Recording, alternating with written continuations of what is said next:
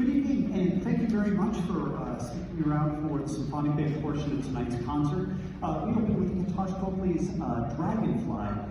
This is a rhapsody, so the idea kind of in the opening comes back a few times, but it just kind of wanders off in some different directions. So it's kind of a fluid form, but there's definitely some ideas that tie the work together. He's a bright young composer that is writing some really nice music for both wind ensemble and symphonic band at different grade levels as well. Before we go on to our next piece, I did need, Dr. Reardon asked me to do a little small announcement. There were two members that helped out with wind ensemble that were accidentally omitted from the program, from the wind ensemble portion. Sam Heights and Riley Murphy, we want to make sure they got properly recognized for their contributions with the wind ensemble. So.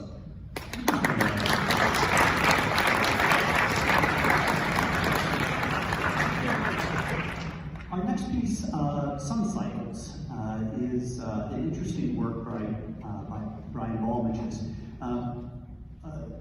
The commissioning party was a high school, and what they did is they put together all these different ideas, about a dozen total, and gave these ideas to Balmages and said, hey, here's what we kind of like you know, hopefully there's something in this group of ideas here that would inspire you to compose a piece for us. And he ended up choosing a topic based on the Egyptian god Ra. And so Ra basically rises up in the sky and follows the path of the sun, and then at the end of the day fights a battle and enters the underworld, and then the whole cycle repeats itself. And so this piece is meant to reflect the journey of Ra, the sun god, from the morning all the way to the very end of the day when he journeys into the underworld, and just that whole cycle. So you're going to hear some themes at the very beginning that will return in different spots throughout the piece, but a very interesting work by Balmages. So this is Sun Cycles.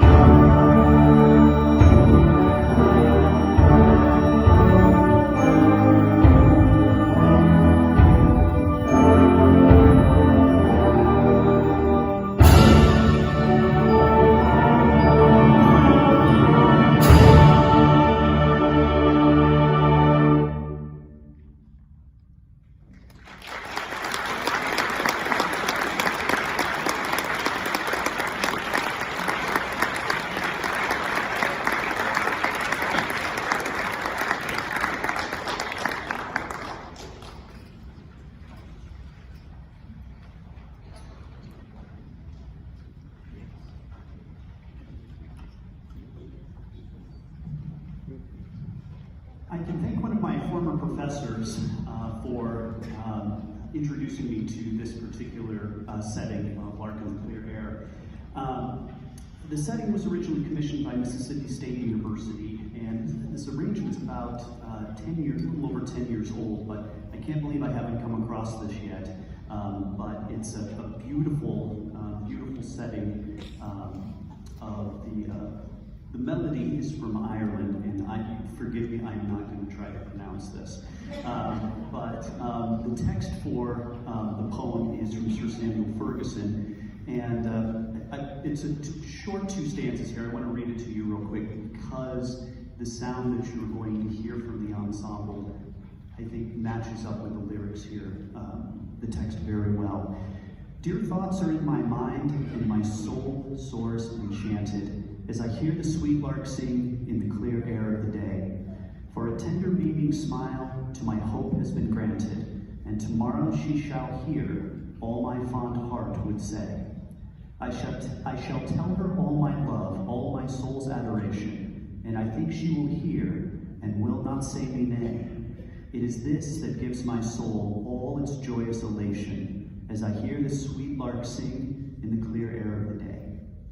We hope you enjoy the setting of The Lark in the Clear Air. We're going to take a couple tuning notes here.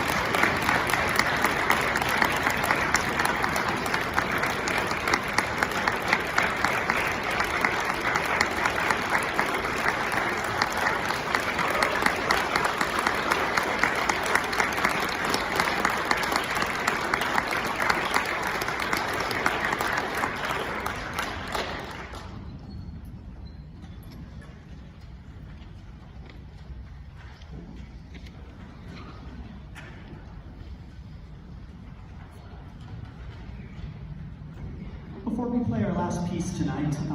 Similar to an ensemble, we have a handful of students that are performing with the symphonic band this last time.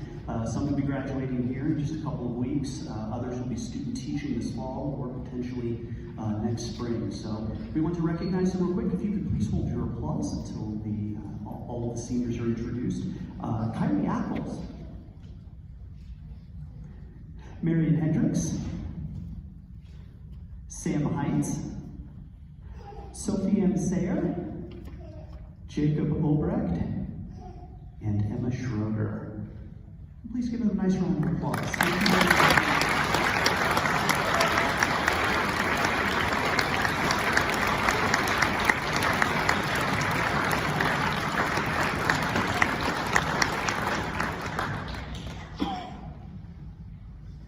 Our final piece, I met Chris Pilsner when he was an undergraduate student at the University of Northern Colorado while I was working on my doctorate.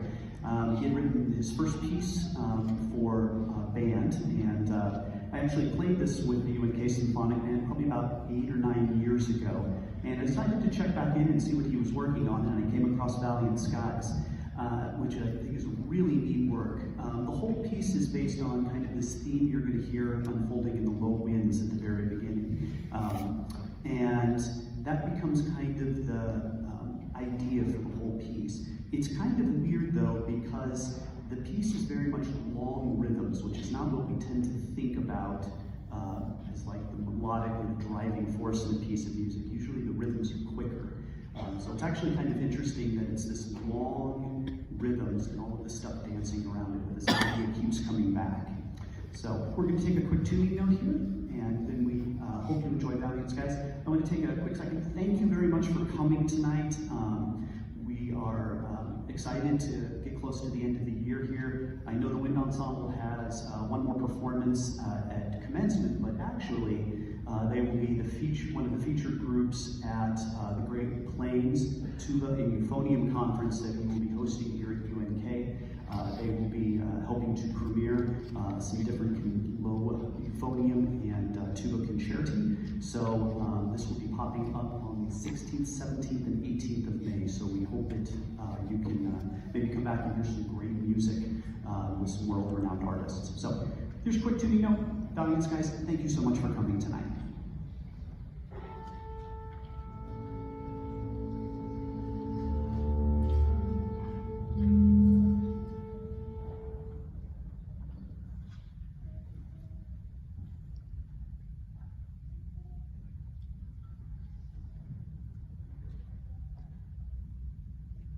Thank you.